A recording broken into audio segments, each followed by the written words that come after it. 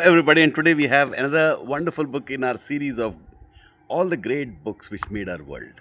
And we have Mary Shelley, Frankenstein. Recently, there was a movie made on that, and it's a very different kind of. You can call this a first horror science fiction first one. Very very different. You will see, and we'll start again as is usual. We'll take 5 to 6 minutes only. First chapter is actually a letter.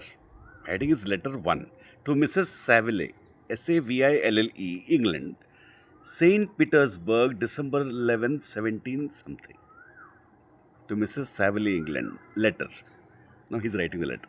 You will rejoice. You will rejoice to hear. Rejoice means happy. You will rejoice to hear that no disaster has accompanied, that no disaster, no danger or no accident happened.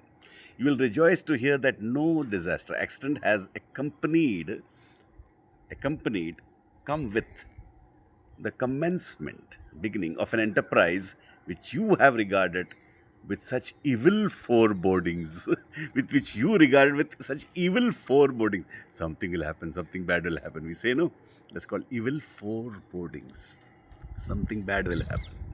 You will rejoice. Now we can enjoy the sentence. You will rejoice to hear that no disaster has accompanied the commencement, starting of an enterprise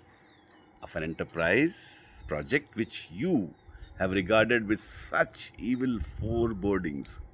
I arrived here yesterday, and my first task is to assure my dear sister of my welfare and increasing confidence in the success of my undertaking. Undertaking means what he is planning to do. I'm already far north of London, and as I walk in the streets of Petersburg, I feel a cold northern breeze play upon my cheeks, which braces my nerves and fills me with delight.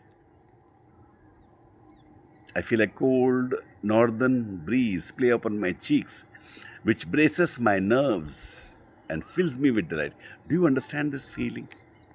This breeze which has traveled from the regions towards which I am advancing gives me a before taste of those icy climbs, CLIMAC, those places. Inspirited by this wind of promise, my daydreams become more fervent. My daydreams become more fervent and vivid. I try in vain to be persuaded. I try in vain to be persuaded that the pole is a seat of frost and desolation. I try in vain. In vain means fail. You cannot persuade me. He's going to the poles, not pole, south pole, no? Poles.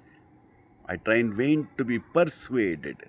You cannot convince me that the pole is a seat of frost and desolation. Ice and desolation and loneliness. It ever presents itself to my imagination as a region of beauty and delight. There, Margaret, the sun is forever visible. It's really like that.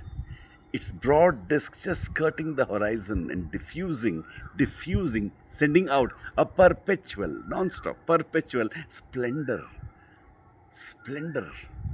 beauty.